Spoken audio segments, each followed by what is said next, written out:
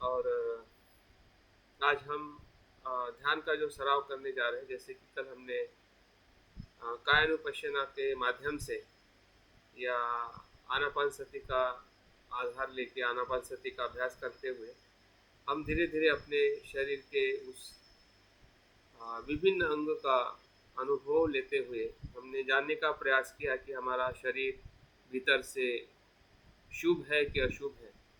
भले बाहर से हमें वो शुभ दिखता है, सुंदर दिखता है, और हम हमेशा उस सुंदरता को ही सत्य समझते हैं, तो वो सत्य कितने प्रमाण में है। और जो हमारा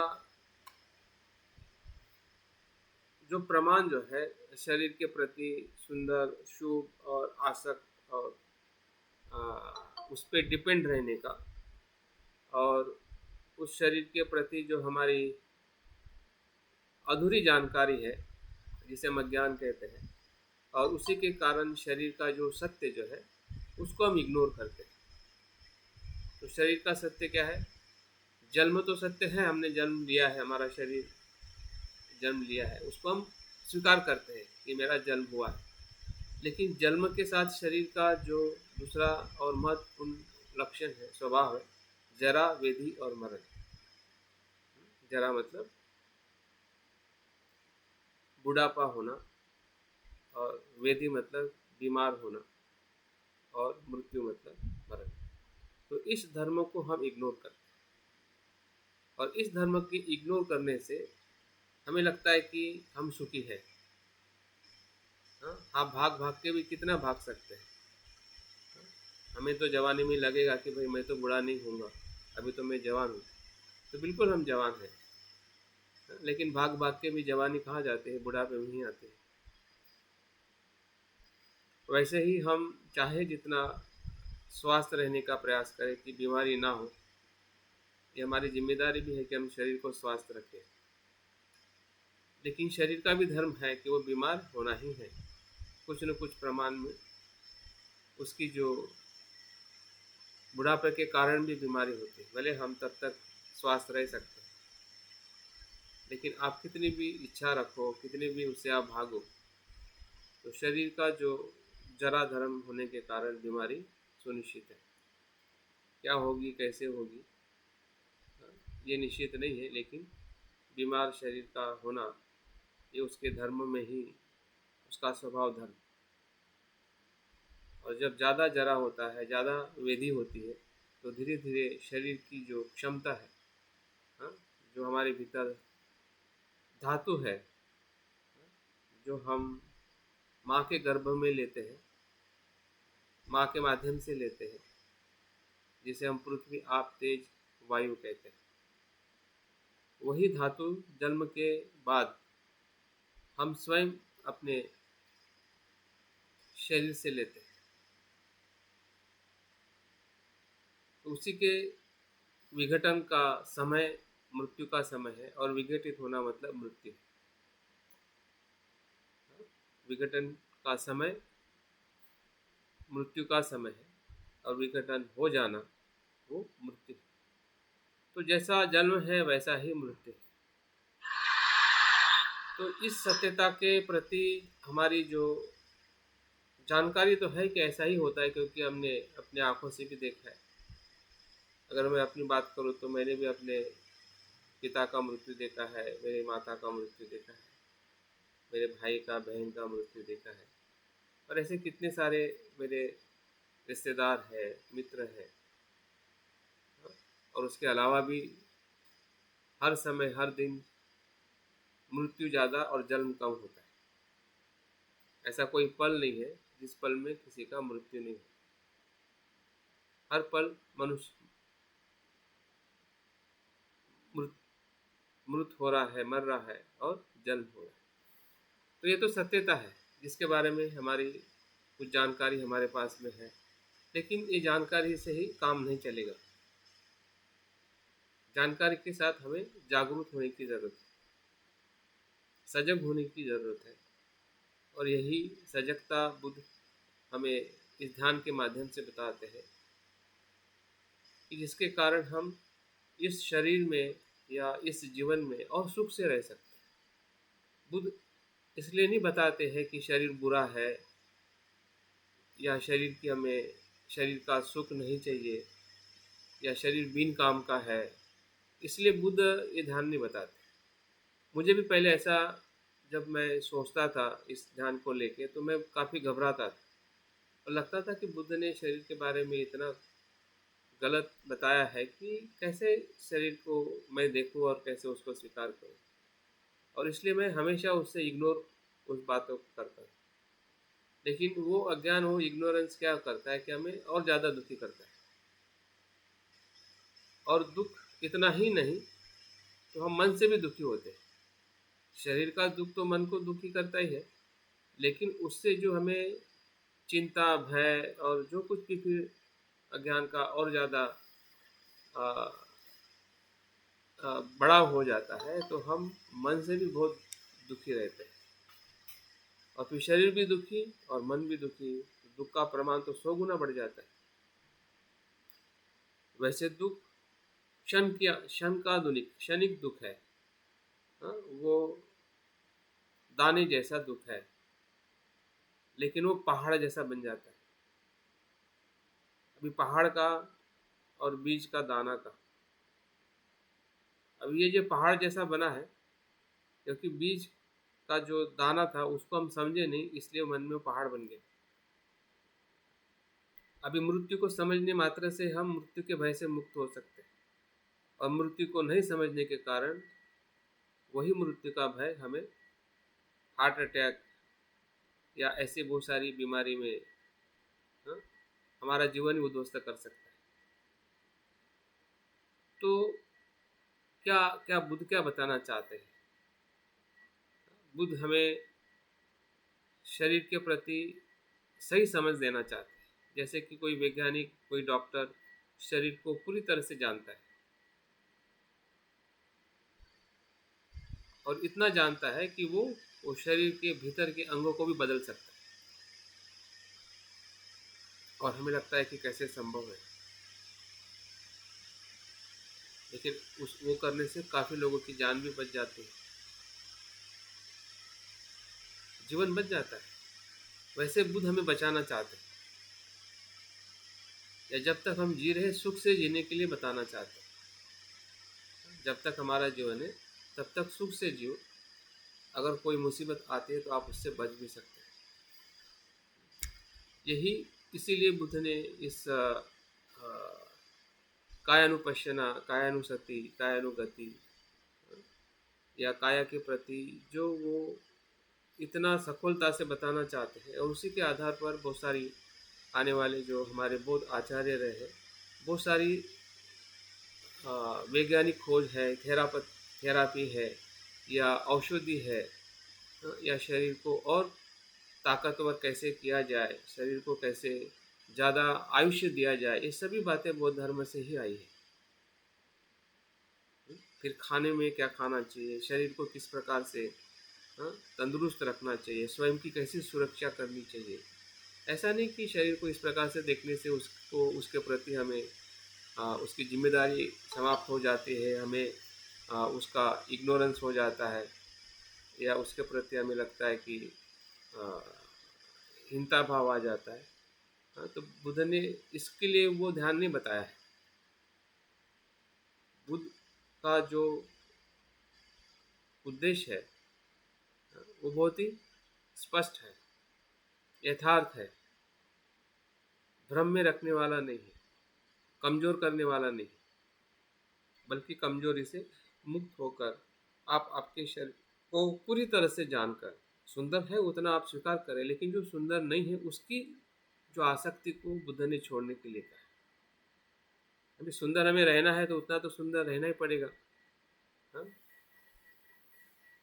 शरीर की जो बाह्य सुंदरता है, कपड़े हैं या जो भी हम उसको सुरक्षित रखने के लिए जो प्रयास करते हैं, अन्न वस्त्र निवारा या जो ज़रूरत चीज़ें हम अपने शरीर के लिए करते हैं, तो बुद्ध ने उसको नकारा नहीं है। वो तो सुंदर है ही, बुद्ध भी सुंदर थे, उनके शरीर से, उनके बाह्य जो भी उनका देखाव था, सबसे सुंदर थे बुद्ध। उनके जैसे सुंदर तो संसार में कोई भी व्यक्ति नहीं। ना स्त्री में है ना पुरुष में, इतनी सुंदर। आज भी हम बुद्ध की प्रतिमा देखते हैं, हर मनुष्य उनकी सुंदरता से मोहित हो जाता है। तो सुंदरता हमें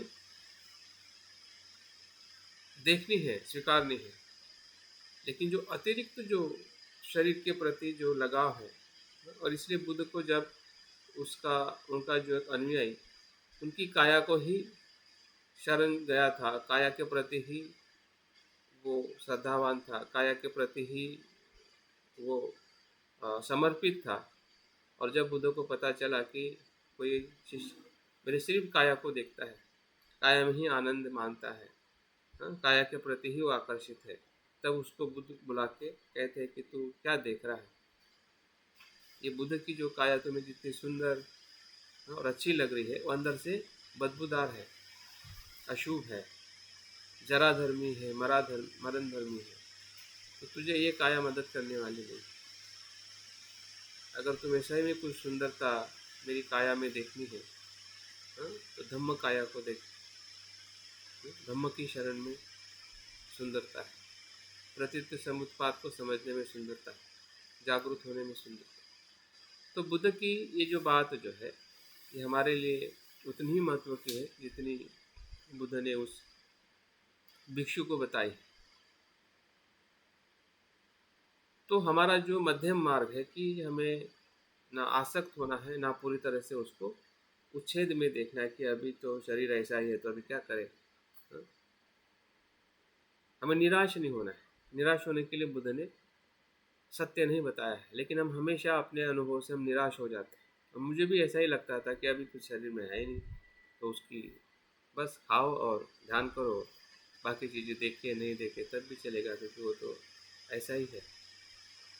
इसके लिए बुद्ध ने निराश होने के लिए हमें सत्य नहीं बताया, बल्कि सत्य इसलिए बताया है कि ताकि हम उसका ज़्यादा से ज़्यादा उपयोग अच्छी तरह से कर सकें और औरों को भी उसका उपयोग करने के लिए मदद कर सकें, ताकि हमारा मन जो है उस अतिरिक्त आसक्ति से छूट जाए, क्योंकि हमारा दुख का कारण ही हुआ है। जो एडिशनल जो हमारे शरीर के प्रति धारणा है कि बूढ़ा नहीं होना चाहिए, जवान नहीं रहना चाहिए, मृत्यु नहीं होना चाहिए, या हमारे शरीर में कुछ तो भी ऐसा है रहना चाहिए, ऐसा ही, मतलब ये सभी जो हमारी धारणाएं हैं, इसके कारण हम दुखी हैं। शरीर तो एक ही समय दुखी होता है जब हमें दर्द होता है, लेकिन दर्द के प्रति जब मैं आ जाता है ना कि मैं बीमार हूँ, तब दुख ज़्यादा होता है। उस दुख से कोई हमें डॉक्टर भी नहीं बचा सकता, ना दवाई बचा सकती, सिर्फ बुद्ध बचा सकते। बुद्ध का मतलब हमारी जागृति बचा सकती। बुद्ध मतलब अभी बाहर मत देखिए तो बुद्ध आके हमें बचाएंगे, वो बुद्ध की बात नहीं हो रही। बुद्ध की बात वो हो रही है कि आपकी ही जागृति बुद्ध है आपको बचाने के लिए। अगर जागरूक हो जाते हैं तो वही बुद्ध है, और उससे हम एडिशनल दुख से मुक्त हो सकते हैं। और जितनी शक्ति हमारे पास वापस आती है मन की, फिर उसको दुख को दूर करने के लिए हम लगा देते हैं। उस समय जब मैं कहता हूँ कि मैं दुखी हूँ, तो आपको बड़ी बेचैनी होने लगती है, भय लाने लगता है, आप पूरी तरह से जो दुख है उसको समर्पित हो जाते हैं, गुलाम हो जाते हैं। और उससे फिर वो दुख क्या है, क्यों है, उधर कभी भी हमारा ख्याल नहीं जाता है। हमें तो यही लगता है कि बस जो डॉक्टर है वो दवाई वही मेरी शरण है। डॉक्टर भी ऐसे ही बताते हैं, क्योंकि उसको वही सिखाया जाता है, वो वही करता है और उसका धंधा भी उसी पे चलता है। वो नहीं बताएगा तो फिर उसका बिजनेस कैसे चलेगा? वो तो उसका काम सही कर रहा है, लेकिन एक पेशेंट होने के नाते, एक मनुष्य होने के नाते हम हमारे लिए क्या सोच रहे हैं, और इसलिए नहीं सोच रहे क्योंकि वो सोच बनने के लिए हमारे पास में मन ही तैयार नहीं है। अगर मन तैयार नहीं होगा तो कभी नहीं सोचेगा। मुझे भी ऐसा लग रहा था कि मैं ध्यान कर रहा हूँ तो बीमार क्यों हो रहा हूँ, मेरी बीमारी मुझे समझ में क्यों नहीं आ रही है, जबकि सभी बीमारी मन से होती है। जब मैंने ये देखा तब मैंने सोचा कि भाई कुछ तो गड़बड़ हो रही है मेरे दुख में और मेरे ध्यान के अनुभव में। तो जब उसका विश्लेषण किया तब पता चला कि शरीर के प्रति हम जितने जागरूक होना चाहिए उतने जागरूक नहीं। हमारे जो शरीर में जो स्वाद इंद्रिय है ये बड़ी खतरनाक है, इतनी खतरनाक है कि उसके हम पूरी तरह से गुलाम हो चुके हैं। उस पर कभी सवाल ही नहीं उठाते, उसको कभी हम जांचते नहीं कि इससे क्या क्या हमारे शरीर के भीतर आ चुका है। हम कभी भी अपने खाते हुए या हमारे जो भोजन के वस्तुओं पर कभी भी प्रश्न नहीं उठाते। जागृति नहीं है तो प्रश्न कहाँ से आएगा। जागृति आएगी, मन में लगेगा कुछ, तभी तो आप सवाल खड़ा करोगे ना। ये सवाल इसलिए खड़ा नहीं होता है कि हम मन से उतने जागृति नहीं है, और जागरूक नहीं है तो सवाल नहीं होगा, सवाल नहीं होगा तो आपको जवाब नहीं मिलेगा कि क्या खा रहे हैं, कैसे खा रहे हैं और क्या हो रहा है। तो ये जो काया की जो स्मृति है आज सबसे मतलब क्या कहते हैं, आज के जो भी वेलनेस सेंटर है या जो भी दवाई के अलावा जो शरीर को और बीमारी को ठीक करना चाहते हैं वो इसी के कारण ठीक कर रहे हैं। ये कोई जादू नहीं है, असंभव नहीं है। बुद्ध के लिए संभव था, बुद्ध के समय संभव था। बुद्ध कभी हमें बीमार गिरते हुए दिखाई देते हैं। बुद्ध के शिष्य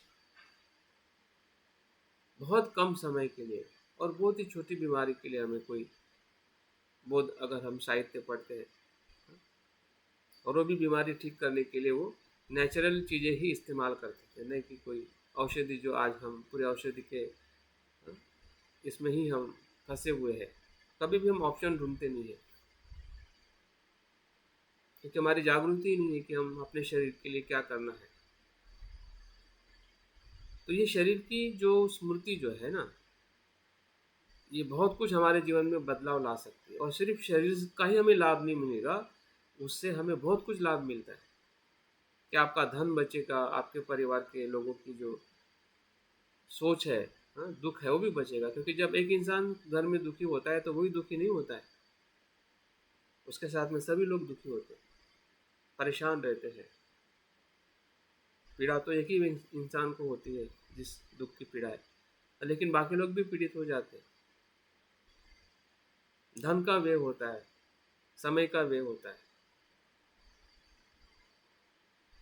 तो इन सभी का जो हमें लाभ मिलेगा या हमने लेने का जो अगर हम सोच बनाते हैं तो ही हम उसका लाभ ले सकते हैं। अन्यथा शरीर के प्रति जो एक हमारी सोच है, उसी सोच के कारण ही हम इतनी सारे मुसीबतों में फंसे हुए हैं। और इसके ऊपर बहुत सारा संशोधन हुआ है कि लोग निरोगी और दीर्घ आयुष्य क्यों जीते हैं। तो सबसे ज़्यादा जो बौद्ध लोग वियतनाम में हो, चाइना में हो, या जहाँ पे भी लोग इस प्रकार से जीवन जीते हैं जो जागरूक है, हाँ, तो उनका ही स्वास्थ्य और उनका ही आयुष्य इस संसार में सबसे अधिक और सुंदर है। ये हमारे लिए आदर्श है। लेकिन हम बहुत तरीके क्या सीख रहे हैं और क्या ले रहे हैं, हमारी जागृति हम क्यों बढ़ा नहीं पा रहे, जबकि लोग इसी का ही लाभ लेके और इसी ध्यान का लाभ लेके लोग बेहतरीन अपने जीवन में सुख और आनंद से रह रहे। तो कल जो हमने ध्यान सराव किया था तो उससे हमें कहीं ना कहीं इस बात का ख्याल आया है कि शरीर को सही में ऐसा ही देखना चाहिए। यही उसकी सत्यता है।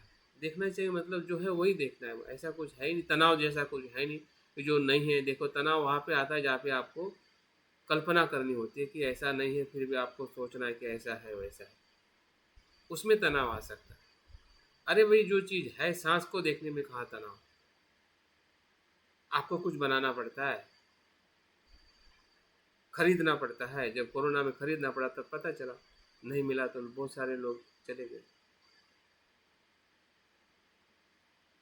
तो तनाव कहाँ से आएगा? और शरीर का भी ऐसा ही है। शरीर के भीतर जो है उसका धर्म है, वो तो वहीं पे है। सिर्फ हम देख नहीं रहे इसलिए उसका तनाव हमें बढ़ जाता है। लेकिन जैसे हम देखना सीखते हैं तो तनाव वहाँ पे बिल्कुल नहीं है। तनाव से मुक्त करने के लिए बुद्ध ने हमें इस ध्यान विधि का मार्ग दिखाया है कि हम कैसे दुख से मुक्त हो सकें, शरीर की पीड़ा से हम कैसे मुक्त हो सकें। और उसमें और एक तत्व बताया है, वो है कि हमारे भीतर जो संपूर्ण शरीर है वो 4 धातु से, 4 महाभूतों से बना है। उसके ऊपर भी बुद्ध चिंतन करने के लिए हमें बताते हैं। और आज हम उसी ही 4 धातु का शरीर में अनुभव करके हम देखेंगे, ढूंढेंगे, अवलोकन करेंगे और महसूस करेंगे। जो हमें दिखेगा वही महसूस करना है, और वही दिखेगा जो है। आप घर में ढूंढोगे जो चीज़ है वही तो दिखेगी। अगर घर में सोना है तो ढूंढोगे तो सोना मिलेगा, घर में अगर लोहा है तो ढूंढोगे तो लोहा मिलेगा। जो चीज़ होगी वही तो मिलेगी। हाँ, तो हमारे भीतर भी जो चीज़ है वही मिलेगी, और उसी को हमें अनुभव करना है कि भाई यही है। हाँ? और उसका धर्म क्या है? हाँ? उसका धर्म वही है जो सांस का धर्म है। हाँ? तो चीज़ें बहुत ही हमारे सामने सत्य रूप में हमें देखनी है या हमें समझनी है।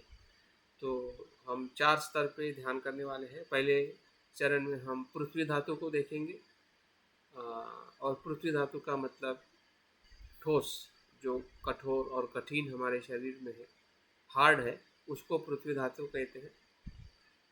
उस गुण में हमें ढूंढना है भीतर, और बाहर भी ढूंढना है कि बाहर का है, कहाँ से वो आया है, उसका स्रोत क्या है और उसका धर्म क्या है। मतलब एक चरण में हम 3 सब पार्ट होगा या 3 प्रकार से उसका हम चिंतन करेंगे। पृथ्वी धातु क्या है और कहाँ पे है, वो पहले हमारा अवलोकन रहेगा। दूसरा अवलोकन रहेगा कि ये पृथ्वी धातु जो है ये किस स्रोत से आया है, ये दूसरा अवलोकन रहेगा। और तीसरा अवलोकन ये रहेगा उसका धर्म क्या है, उसका स्वभाव क्या है। जो अभी तक मुझे लगता था या लगता है कि वो ऐसा ही रहना चाहिए, नित्य ही है, ऐसा ही होगा, ये अपेक्षा सही है कि वो दूसरे धर्म में दिखाई देता है कि वो अनित्य है, बदलता है। क्योंकि जब मैं छोटा था तब मेरा शरीर अलग था, मैं बड़ा हो गया तब अलग है, अभी जो देखता हूँ तो और अलग है। और मृत्यु के समय में पूरी तरह से जो पृथ्वी धातु मैंने लिया है वो सब वापस जाने वाला है। जो उधार लेगा वो थोड़ी आपके पास में रहेगा। तो इस प्रकार से पृथ्वी धातु को देखना है। वैसे ही जल धातु को देखना है। जल धातु हमारे शरीर में तरल स्रोत में है। जो भी तरलता है, जिसे हम खून कहते हैं, पसीना कहते हैं, जो बहने वाला पदार्थ है, रसायन है, वो सभी जल धातु है। हमें शरीर में महसूस करना है, देखना है, और उसका स्रोत भी देखना है, और उसका बाद में धर्म भी देखना है। वैसे हमारे शरीर में तेज धातु है। अभी तेज का मतलब हमारे शरीर में हीट है, उष्णता है, तभी तो शरीर जीवित है। टेम्परेचर मिनिमम रहता है, बढ़ जाता है तो बुखार हो जाता है, मिनिमम रहता है तो स्वास्थ्य रहता है। जिसका भी हमारा डाइजेशन है, शरीर में एक लाइवनेस है या ऊर्जा है, वो उष्णता की वजह से। ये उष्णता कहाँ से आती है, उसका धर्म क्या है। जो हमने जैसे पृथ्वी को देखा है वैसे ही हमें जल को देखना है, वैसे ही हमें तेज को देखना है। और चौथा धातु है वायु। वायु तो हम हर क्षण लेते हैं, हर क्षण छोड़ते हैं, यही श्वास है। श्वास को ही वायु का, वो बाहर वायु है, और जब हमारे शरीर के संपर्क में आता है उसे हम श्वास कहते हैं। और जब वो भीतर जाता है वही जीवन बनता है। देखो बाहर वो वायु है, भीतर जाते समय वो श्वास है और अंदर जीवन है। एक ही चीज़ 3 स्वरूप में हमें अनुभव होती है। भोजन का भी ऐसे, बाहर वो वस्तु है, जब आप खाते हैं तो वो कुछ अलग बन जाता है, और जब अंदर जाता है तो उसके सभी टुकड़े होके वो ऊर्जा, प्रोटीन सब में हमें बढ़ते हुए दिखाई देता है। ब्लड बन जाता है। ब्लड हम खाते नहीं है, बनता है। खाना खाते हैं, खाने में ब्लड नहीं है, खाना तो कुछ अलग है, लेकिन बनता क्या है? और कुछ बनता है। तो ये क्या क्या दिखाता है?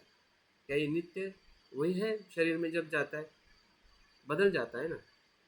तो जो हो रहा है और जो उसका अनुभव है वही उसका धर्म है, और उसी को हमें समझना है, उसी की जागृति रखना है, उसी से सजग होना है। तो देखो, उससे हमारा मन पूरी तरह से शुद्ध हो जाता है, मुक्त हो जाता है। जो हमारी पकड़ है, हमारी जो ना समझी है, वहाँ से छूट जाती है। जहाँ पे समझ है वहाँ पे ना समझ नहीं है, जहाँ पे ज्ञान है वहाँ पे अज्ञान नहीं है। ज्ञान आएगा तो अज्ञान अपने आप चले जाता है, आपको छोड़ना नहीं पड़ता है, वो छूट जाता है। जैसे हम शरीर को साफ करते हैं तो गंदगी को निकालना पड़ता है क्या? वो निकल जाती है, क्योंकि आप साफ कर रहे हैं। आपका साफ करना है, उसका निकलना है।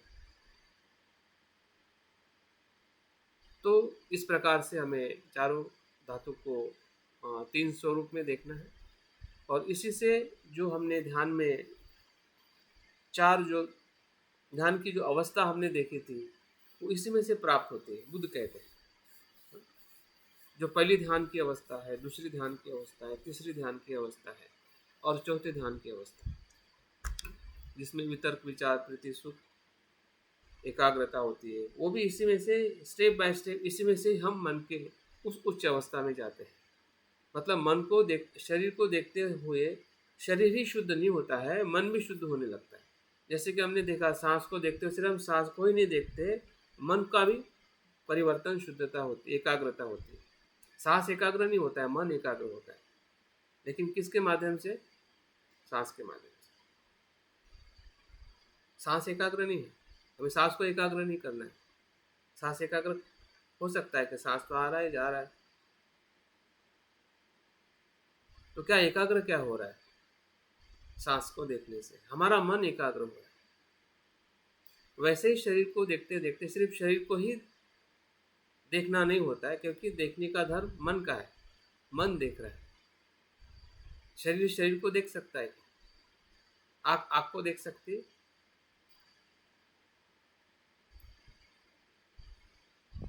वैसे शरीर शरीर को नहीं देख सकता है। शरीर को देखने वाला धर्म है, मन है। तो अगर हम शरीर को देख रहे तो मन वहाँ पे है ना। तो शरीर को अगर जैसे जैसे मन देखेगा वैसे वैसे वहाँ से छूटेगा ना। हाँ, वैसे वैसे जागरूक होगा। और जागृति का मतलब क्या है? ध्यान की अलग अलग अवस्थाएं हैं, जो हमें यही ध्यान करने से मन के भीतर भी जो बदलाव है वो हमें अनुभव होगा। तो ठीक है, अभी हम ध्यान के लिए बैठते हैं और ध्यान का अनुभव लेते हैं। शरीर की बैठक आप ठीक कर लीजिए।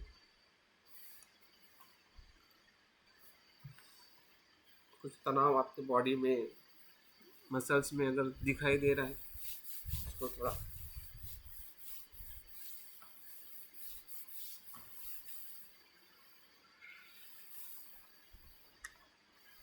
सर से लेके पाँव तक, आँखों को भी खास मसाज करें, क्योंकि आँखों में कहीं ना कहीं हमारी नींद, सुबह उठने के कारण मसल्स काफ़ी टाइट रहते हैं।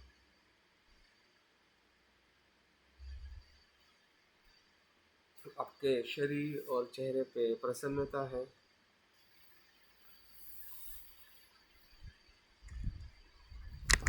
और धीरे धीरे आंखें बंद करते हुए अपने ध्यान की अवस्था को प्राप्त करें।